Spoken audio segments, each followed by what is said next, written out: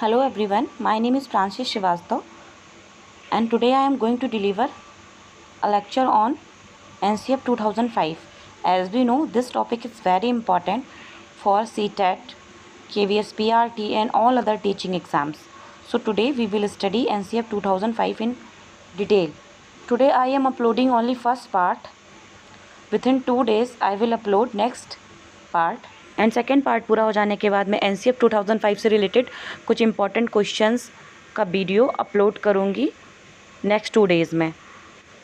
Video start करने से पहले मैं आपसे कहना चाहूँगी कि मैंने जो अपना ये वीडियो है उसके लिए जो नोट्स तैयार किए हैं वो मैंने NCF 2005 की जो ओरिजिनल रिपोर्ट है उसको स्टडी करने के बाद जो मुझे कंक्लूज़न लगा वो मैंने इस वीडियो में दिया हुआ है। तो अगर आपको मेरा वीडियो अच्छा लगता है तो प्लीज़ मेरे वीडियो को लाइक करें और मेरे चैनल को सब्सक्राइब करें ताकि आने वाले नोटिफिकेशन आपको मिलते रहें।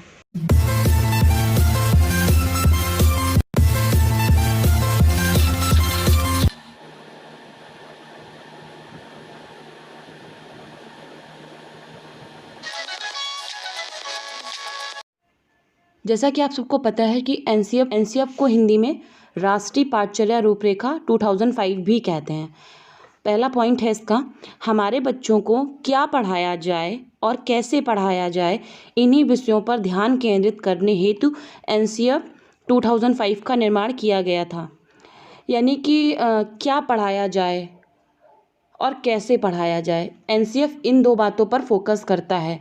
क्या पढ़ाया जाए का मतलब है कि जो बुक्स डेवलप होती हैं उसमें किस टाइप का कंटेंट होता है और कितना नेसेसरी है कितना अननेसेसरी है, तो इस पे एनसीएफ फोकस करता है। और कैसे पढ़ाया जाए में ये आएगा कि जो टीचर्स हैं वो बच्चों को कौन सी रणनीति यूज़ करके, कौन सी टीचिंग मेथड यूज़ करके बच्चों को पढ़ाते हैं, तो कौन से शिक्षण सूत्र का यूज़ करके वो बच्चों को पढ़ाते हैं, छोटे प्राइमरी लेवल पे वो बच्चों को किस मेथड से पढ़ाते हैं, उन्हें समझ में आता है कि नहीं आता है, कि वो रटंत प्रणाली अभी भी चला रहे हैं या फिर टीचिंग मेथड में वो बहुत सारी टीचिंग एड्स का यूज करते हैं अपनी टीचिंग को इनोवेटिव बनाते हैं, अपने टीचिंग को इंटरेस्टिंग बनाते हैं।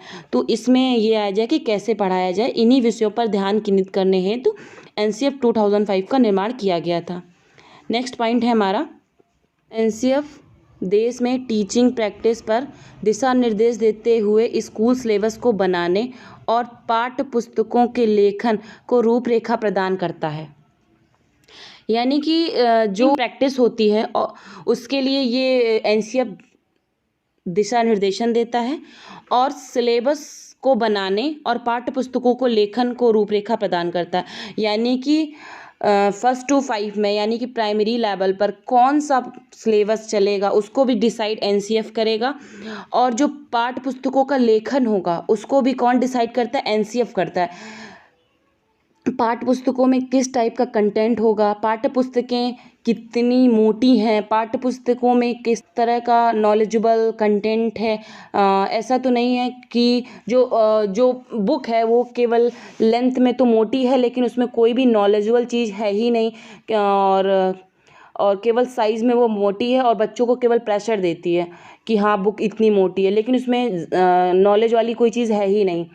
तो और जो उसमें फ़ोटोज़ यूज़ होती हैं उनकी क्वालिटी कैसी है, जो उसमें फ़ोटोज़ यूज़ होती हैं कहीं ऐसा तो नहीं है संविधान में जो हमारे मौलिक अधिकार हैं, जैसे समानता का अधिकार हो गया और क्या कहते हैं कि जिसमें लड़का लड़कियों में भेद दिखाया जाता है, ऐसा कोई कंटेंट तो नहीं है। तो इस सब पर एनसीएफ ध्यान देता है।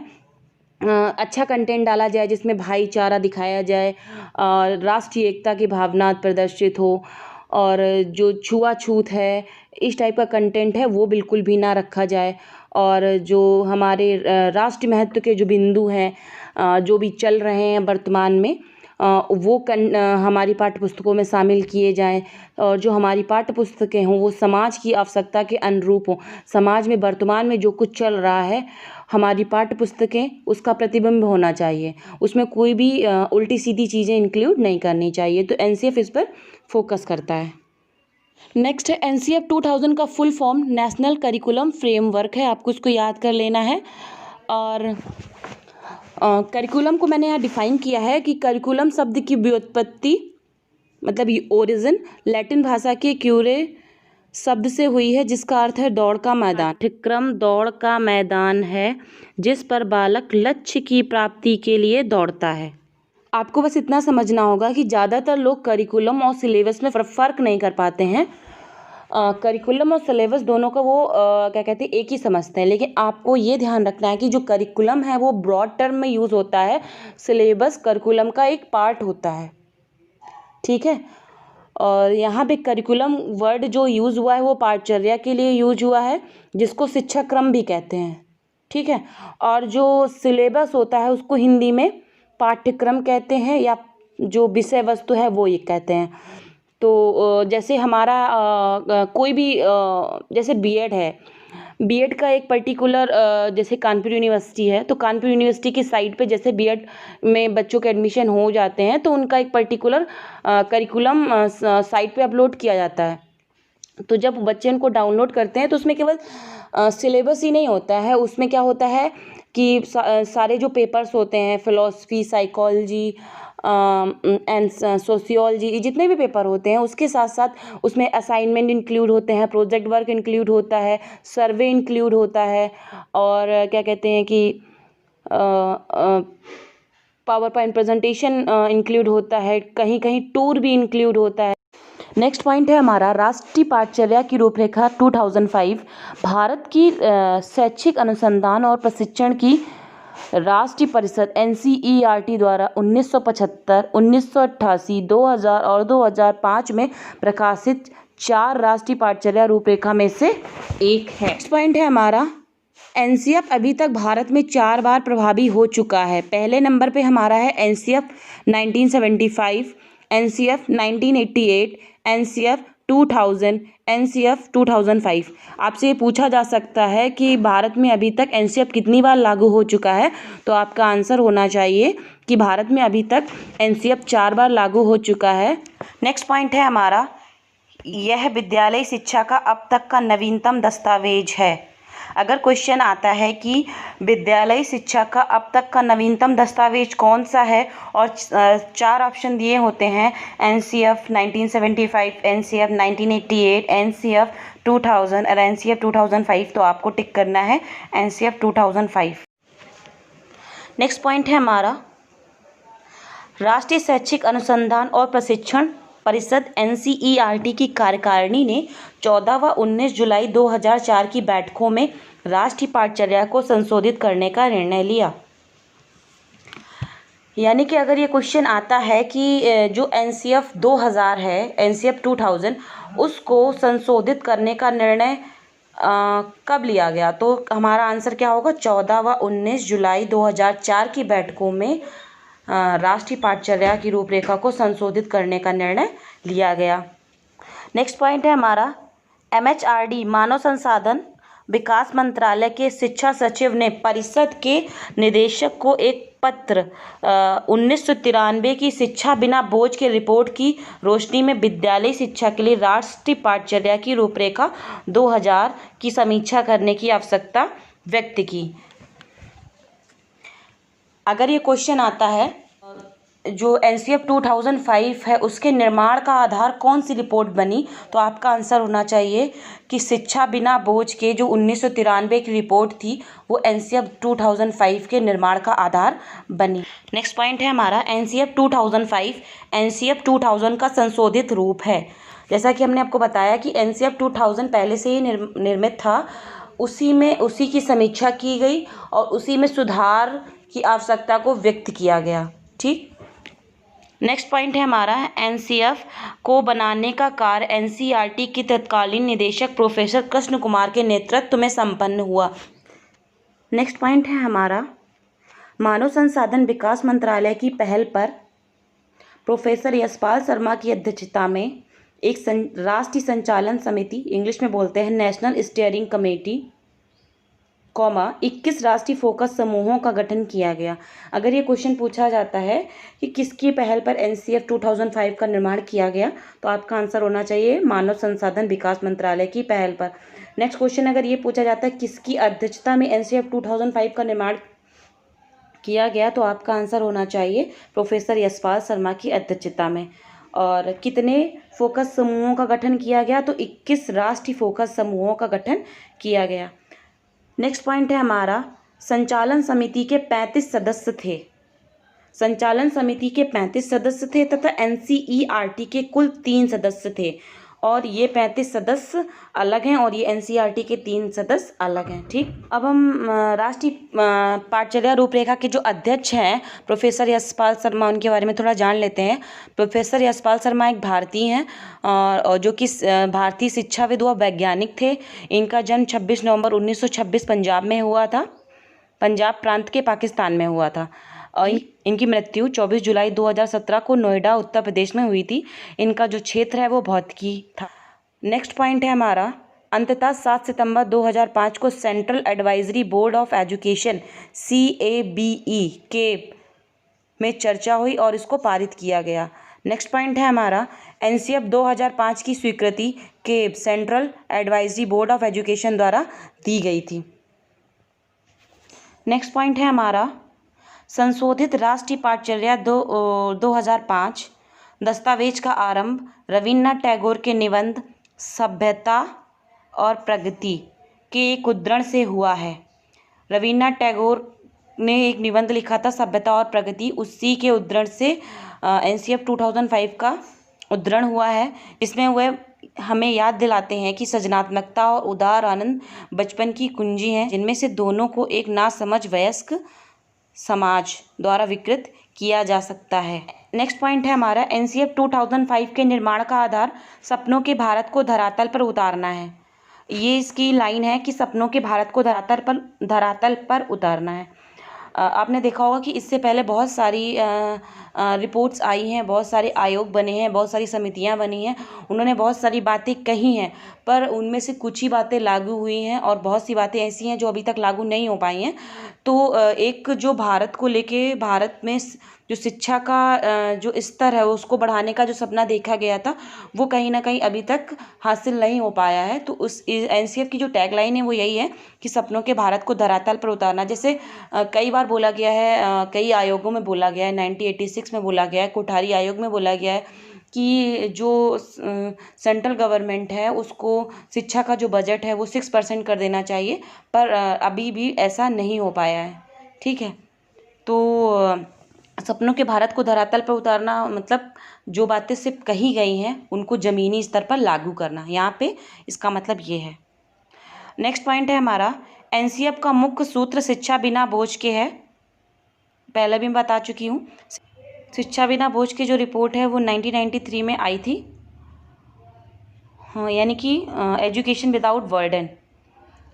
यहाँ पे एजुकेशन विदाउट बर्डन का मतलब दो चीज़ों से है। एक तो ये जो बच्चा है इसकी पीठ पे एक बोझ है वो है किताबों का, लेकिन कहीं ना कहीं हमें केवल उसके पीठ पे जो बैग लगा हुआ है हमें केवल उसका ही बोझ दिखाई देता है। लेकिन अगर आप देखें तो उसके पास जो इतनी भारी भारी मोटी मोटी किताबें हैं तो और फिर उसके ऊपर एग्ज़ाम का प्रेशर रहता है, तो कहीं ना कहीं उसके ऊपर मेंटली भी एक प्रेशर, मानसिक और शारीरिक दोनों तरह का प्रेशर रहता है। लेकिन हमें दिखाया कौन सा जाता है, केवल शारीरिक, लेकिन होता कौन सा है, शारीरिक और मानसिक दोनों तरह का प्रेशर रहता है। ठीक है, नेक्स्ट पॉइंट है हमारा, ये 1986 राष्ट्रीय शिक्षा नीति 1986 के अनुसार इसने एक लाइन बोली है एनसीएफ के लिए। आप ये एज इट इज़ इसको याद कर लीजिए, क्या पता कभी किसी एग्ज़ाम में पूछ दी जाए। राष्ट्रीय पाठचर्या की रूपरेखा राष्ट्रीय शिक्षा प्रणाली को विकसित करने का एक साधन है तथा शैक्षिक घटकों के साथ साथ यह भारत की भौगोलिक एवं सांस्कृतिक वातावरण की विविधता का उत्तरदायित्व निभाते हुए मूल्यों के समान आधार निश्चित कर सके। ये लाइन है जो एनसीएफ 2005 के लिए राष्ट्रीय शिक्षा नीति 1986 द्वारा कही गई है। एक काफ़ी इम्पॉर्टेंट पॉइंट है जो एनसीएफ 2005 की जो ओरिजिनल रिपोर्ट है उसमें लिखा था, बच्चे काफ़ी कुछ सहजता से अपने परिवेश में बड़े होते हुए सीख लेते हैं। वह अपने आसपास के जीवन में दुनिया पर भी नज़र रखते हैं, मतलब जो उनका आसपास का जो सराउंडिंग एरिया उस पर भी नज़र रखते हैं और दुनिया पर भी नज़र रखते हैं।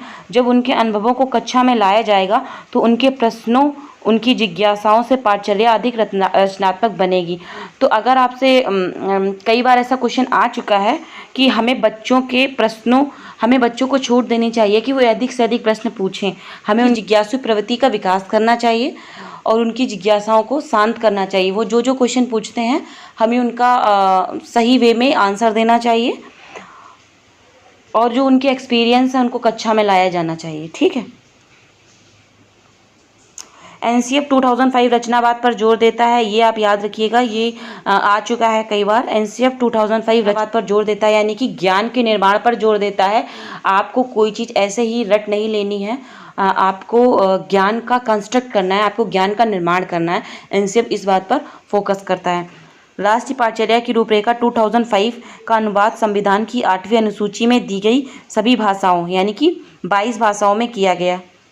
यानी कि आप सभी को पता है कि हमारी जो 8वीं अनुसूची है संविधान की, उसमें 22 भाषाओं का वर्णन किया गया है और 22 भाषाओं में एनसीएफ की रिपोर्ट तैयार की गई थी। लेकिन नेक्स्ट पॉइंट है, एनसीएफ 2005 को केवल 17 राज्यों द्वारा ही अपनाया गया था।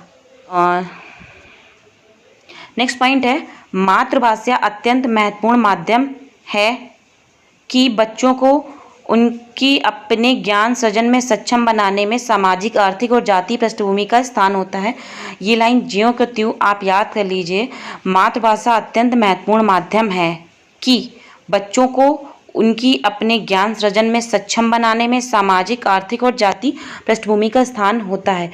इसमें यही कहा गया है कि जो विद्यालय है वो समाज का लघु रूप होता है। विद्यालय में विभिन्न प्रकार की पृष्ठभूमि से बच्चे पढ़ने आते हैं। उनकी आर्थिक पृष्ठभूमि अलग होती है, उनकी सामाजिक पृष्ठभूमि अलग होती है, उनकी जातीय पृष्ठभूमि भी अलग होती है। तो हमें ज्ञान सृजन के लिए इन सभी सामाजिक, आर्थिक, जातीय पृष्ठभूमि, इन सभी का स्थान होता है और हमें प्रत्येक बच्चे की सामाजिक, आर्थिक और जातीय पृष्ठभूमि को सम्मान देना चाहिए। ठीक है। और ज़्यादातर हमें बच्चों की मातृभाषा, जो भी मातृभाषा है, जैसे कोई बच्चा गांव से पढ़ने आया है तो स्टार्टिंग में अगर वो किसी इंग्लिश मीडियम में उसको डाल दिया जाता है तो हो सकता है कि वो आपकी लैंग्वेज को समझ में ना पाए। तो आप जो वो भाषा बोल रहा है आप उसका मजाक ना उड़ाएं, आप उसकी भाषा को समझें और समझें कि वो कहना क्या चाहता है। क्या पता वो आपके क्वेश्चन का आंसर दे रहा हो लेकिन आप ही समझ ना पा रहे हो। तो हमें उन मातृभाषा, एनसीएफ में मातृभाषा पे सबसे ज़्यादा जोर दिया गया है। नेक्स्ट पॉइंट है हमारा, एनसीएफ में विकास के 5 मार्गदर्शक सिद्धांत बताए गए हैं जो कि बहुत ही इम्पोर्टेंट है। अगर क्वेश्चन पूछा जाता है कि एनसीएफ में कितने मार्गदर्शक सिद्धांत बताए गए हैं तो आपका आंसर होना चाहिए कि एनसीएफ में 5 मार्गदर्शक सिद्धांत बताए गए हैं। पहला है हमारा, ज्ञान को स्कूल के बाहर जीवन से जोड़ना। पहला पॉइंट है हमारा, ज्ञान को स्कूल के बाहरी जीवन से जोड़ना, यानी कि बच्चों के जो अनुभव हैं उनको केवल विद्यालय तक ही सीमित ना रखना, पुस्तकों तक ही सीमित ना रखना। दुनिया भर में जो भी घट रहा है उनको कक्षा में लाया जाए, उनके घर के एक्सपीरियंस को कक्षा में लाया जाए, उनके आसपास के वातावरण को घर में, विद्यालय में लाया जाए। तो वही है कि ज्ञान को स्कूल के बाहर के जीवन से जोड़ना, रटने पे फोकस नहीं करना है। हमें बच्चों को उनके अनुभव हैं उनको इम्पोर्टेंस देनी है। जैसे किसी बच्चे को हमें गाय पर निबंध सिखाना है। टीचर पर्टिकुलर क्लास में जाता है और वो क्लास में जाके बच्चों को 5-6 लाइन गाय पर लिखवा देता है कि गाय गोबर देती है, गाय के दो सींग होते हैं, गाय की एक पूंछ होती है, गाय से हमें दूध मिलता है। तो ये तो हमने लिखवा दिया, लेकिन अगर हम प्रत्येक बच्चे से कहें कि जिन जिन बच्चों के घरों में गाय हैं वो क्या करें, गाय को ऑब्जर्व करें और देखें गाय क्या खाती है, गाय क्या करती है, तो वो अपने एक्सपीरियंस जब कक्षा में लिख के लाएंगे तो सबके एक्सपीरियंसेस अलग अलग होंगे। सब अपनी अपनी भाषा में गाय के बारे में डिस्क्राइब करेंगे। ठीक है। और जिनके घर में गाय नहीं होंगी तो वो देखेंगे कि हमारे आसपास कहीं ना कहीं गाय है, तो उससे वो नॉलेज लेके कहीं ना कहीं थोड़ा बहुत तो कुछ ना कुछ तो बताएंगे ही बताएंगे। रटने के बजाय हमें उनको ये बोलना है कि वो ऑब्जर्व करके, निरीक्षण करके उसको सीखें और फिर उसको लिखें और फिर हमें बताएं, ना कि टीचर गया क्लास में और उसने पढ़ा दिया और हमने उसको रट लिया, ऐसा नहीं करना है। ठीक है। हमारा पढ़ाई रटंत प्रणाली से मुक्त हो यह सुनिश्चित करना, यानी कि जो भी बुक में लिखा है उसको केवल रटने पर ही फोकस नहीं करना है। हमें बच्चों से ये भी जानने की कोशिश करनी चाहिए कि क्या उन्हें समझ में आया, उन्होंने जो कुछ भी पढ़ा क्या उन्हें समझ में आया। हमने कोई भी चैप्टर उन्हें रटा दिया, रटाने के बाद अगर हम उनसे एक दो बार क्वेश्चन पूछते हैं और वो उनका सही सही आंसर दे देते हैं, फिर उसके बाद उनसे ये भी पूछते हैं कि आपको इसमें क्या समझ में आया। अगर वो सही सही आंसर दे देते हैं तो ठीक है, लेकिन हमें उन्हें रटाना नहीं है, उनको रटाने की आदत नहीं डालनी है। ठीक है। पाठ्यचर्या का इस तरह संवर्धन करें कि पाठ्य पुस्तकों से परे पाठ्यक्रम को समृद्ध करना, यानी कि जो पाठ्यचर्या को इस तरह से निर्माण करें कि जो पाठ्य पुस्तकें हैं उनसे ऊपर, परे का मतलब होता है उनसे बढ़कर पाठ्यक्रम को समृद्ध किया जाए। ठीक है। कि जो हमारी पढ़ाई है केवल पाठ्य पुस्तकों तक ही सीमित ना रहे, हमारे आसपास का वातावरण, दुनियादारी की चीज़ें उसमें इंक्लूड हों, हमारे लाइफ के जो एक्सपीरियंसेस हैं वो इसमें इंक्लूड हों, ये सारी चीज़ें इंक्लूड होनी चाहिए। नेक्स्ट पॉइंट है हमारा परीक्षाओं को अधिक लचीला बनाना। इसमें यही है कि जैसे हमें क्या करना चाहिए, व्यापक एवं सतत मूल्यांकन को फॉलो करना चाहिए और केवल जो उनके मार्क्स आते हैं सत्र के अंत में केवल उसी को ही उसका परफॉर्मेंस नहीं बताना चाहिए। हमें बच्चों की जो क्लासरूम परफॉर्मेंस है डे बाई डे जो भी आती हैं उनको लिखना चाहिए, उसको भी क्या कहते हैं कि इवेल्युएट करना चाहिए। इसके साथ साथ हमें जो एग्ज़ामिनेशन का जो बर्डन रहता है बच्चों के ऊपर साल भर का, उसको कम करने के लिए जो सेमेस्टर प्रणाली उसको अपनाना चाहिए। साथ ही साथ हमें क्या करना चाहिए कि ग्रेडिंग सिस्टम को अपनाना चाहिए। जो बच्चों के रिपोर्ट कार्ड में जो मार्क्स इंडिकेट होते हैं उनको ख़त्म करके ग्रेडिंग सिस्टम को अपनाना चाहिए। तो यही है परीक्षा को अधिक लचीला बनाना। फिर एक ऐसा है, नेक्स्ट पॉइंट है हमारा, एक ऐसी अधिभावी पहचान का विकास करना जिसमें प्रजातांत्रिक राज व्यवस्था के अंतर्गत राष्ट्रीय चिंताएं समाहित हों। मतलब हमें ऐसे बच्चों के अंदर ऐसे गुणों का निर्माण करना है जिसमें जो प्रजातांत्रिक राज व्यवस्था, यानी कि प्रजातांत्रिक जो मूल्य है, हमारे 6 मूल्य, स्वतंत्रता, समानता, भाईचारा यानी भ्रातृत्व, सामाजिक न्याय, तो ये जो भी हमारे 6 मूल्य हैं उनके अंतर्गत बच्चों में स्टार्टिंग से ही हम समानता का भाव डेवलप करें, फिर उनके स्वतंत्रता का भाव डेवलप करें, वो स्वतंत्र रूप से अपने निर्णय ले सकें, और उसके साथ साथ सामाजिक न्याय और ये सारे जो भी हमारे वैल्यूज़ हैं वो डेवलप करें। इसके साथ जब बच्चे बड़े हों तो जो राष्ट्रीय चिंताएं हैं, मतलब राष्ट्र में जो भी चल रहा है, जैसे राष्ट्रीय चिंताएं का मतलब यहाँ पे यही है कि जो परस्पर जो राष्ट्र में चिंता का विषय बना रहता है वो भी उसमें समाहित हो। ठीक है। तो बच्चों को ये सारी चीज़ें भी समझाई जानी। राष्ट्रीय चिंताएं का मतलब यहाँ पे ये है, जैसे हमारा सबसे बड़ी समस्या यही है कि पर्यावरण प्रदूषण है, ये भी एक राष्ट्रीय चिंता का विषय है। गंगा का मैली होना, ये भी एक राष्ट्रीय चिंता का विषय है। वाटर हार्वेस्टिंग, पानी को सेव करके रखना, ये भी एक चिंता का विषय है। तो ऐसे विषय जो वर्तमान में चल रहे हैं और जिनके लिए बहुत ज़्यादा जागरूकता मिशन चलाए जाते हैं, तो वो कहीं ना कहीं बुक्स में शामिल किए जाए, बच्चों को उनके बारे में अवेयर किया जाए कि ज़्यादा से ज़्यादा प्लांटेशन करें। और जो कहीं ना कहीं हमारे समाज में लिंग भेद का भी चलता रहता है कि लड़कियां ये कर सकती हैं, लड़कियां कुछ नहीं कर सकती, लड़के सब कुछ कर सकते हैं, और लड़के ही लड़के ही सब कुछ होते हैं। तो ऐसा कुछ उनके अंदर डेवलप ना किया जाए। जो राष्ट्रीय चिंता के विषय हैं, जैसे दहेज प्रथा उन्मूलन है, निरक्षरता उन्मूलन है, ये सारी चीज़ें हैं जो बच्चों के अंदर पहले से ही डेवलप की जानी चाहिए, ताकि बच्चे आगे चलकर इन सब चीज़ों से अवेयर हो सकें। ठीक है।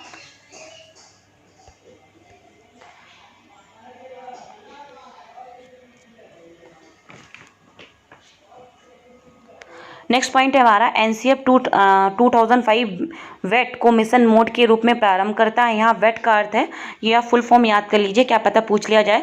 वी फॉर वोकेशनल यानी कि व्यावसायिक, ई फॉर एजुकेशन यानी कि शिक्षा, टी फॉर ट्रेनिंग। ठीक है। तो व्यावसायिक शिक्षा प्रशिक्षण, तो इस पर एनसीएफ फोकस करता है।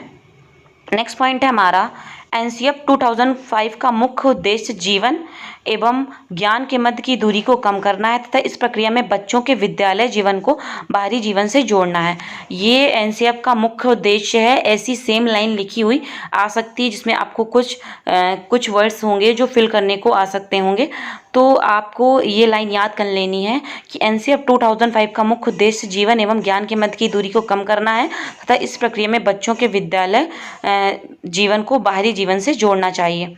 फिर नेक्स्ट पॉइंट है हमारा, एनसीएफ 2005 को प्राथमिक शिक्षा में लागू किया गया तथा इस अधिगम प्रक्रिया के माध्यम से विद्यार्थियों को रटने की प्रणाली से मुक्त कराना तथा ताकि विद्यार्थियों का चहुमुखी विकास हो सके। चहुमुखी विकास का मतलब यहाँ पे है ओवरऑल डेवलपमेंट से उनका शारीरिक विकास हो, उनका मानसिक विकास हो, शारीरिक विकास और मानसिक विकास में समन्वय स्थापित हो और इसके साथ साथ उनका और भी जो विकास होते हैं जैसे बौद्धिक विकास हो गया, राजनैतिक विकास हो गया, ये सारे जितने भी विकास होते हैं वो सारे होने चाहिए। ठीक है। एनसीएफ 2005 में शिक्षक की भूमिका, ये इम्पॉर्टेंट टॉपिक है।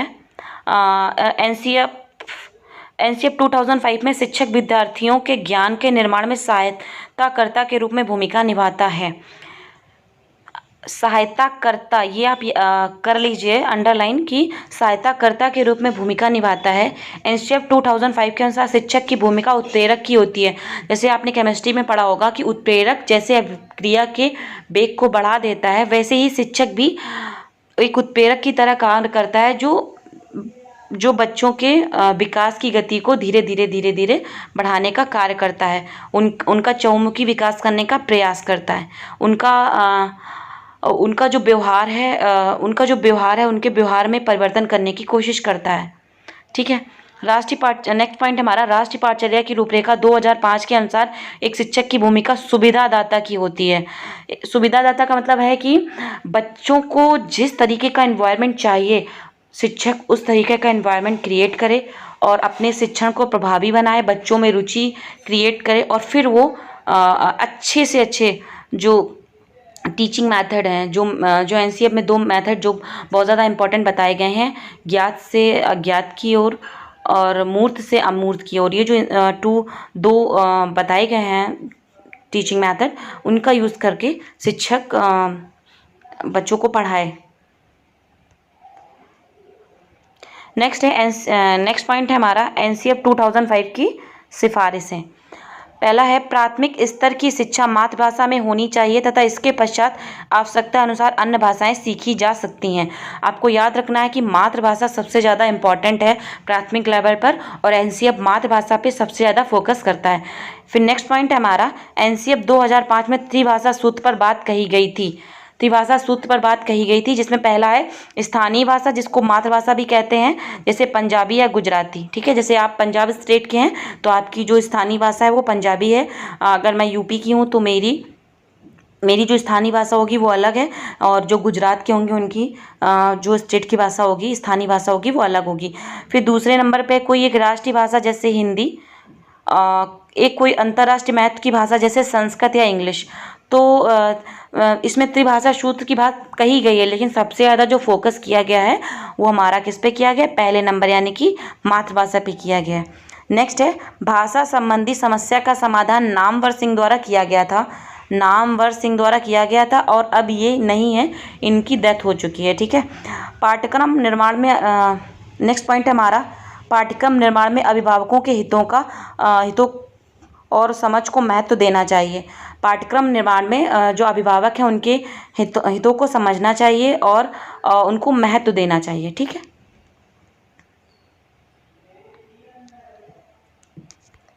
नेक्स्ट पॉइंट है हमारा, प्राथमिक स्तर पर गणितीय गणना को व्यवहारिक जीवन से जोड़ने पर बल दिया गया। प्राथमिक स्तर पर गणितीय गणना है उसको व्यवहारिक जीवन से जोड़ने पर बल दिया गया। गणित की लंबी आकृति की अवधारणा पर, ये इंपॉर्टेंट लाइन है, आप इसको मोस्ट इंपॉर्टेंट कर लीजिए। गणित की लंबी आकृति की अवधारणा पर विशेष बल। यहाँ पे गणित की लंबी आकृति की अवधारणा से मतलब है जिसका उद्देश्य बालकों को कल्पना एवं उपकल्पनाओं का निर्माण करने के योग्य बनाना है। जिसका उद्देश्य बालकों को कल्पना एवं उपकल्पनाओं के निर्माण करने के योग्य बनाना है। नेक्स्ट पॉइंट है हमारा, बालक बालिकाओं में एनसीएफ 2005 के तहत सामाजिक गुणों की वृद्धि की जा सके। सामाजिक गुणों, ठीक है, सामाजिक गुणों की वृद्धि की जा सके, इसके लिए सामाजिक अध्ययन के विषय जैसे भूगोल हो गया, इतिहास हो गया, राजनीतिक विज्ञान हो गया, अर्थशास्त्र, 4 विषय, कितने विषय, 4 विषयों को जोड़ने को कहा गया।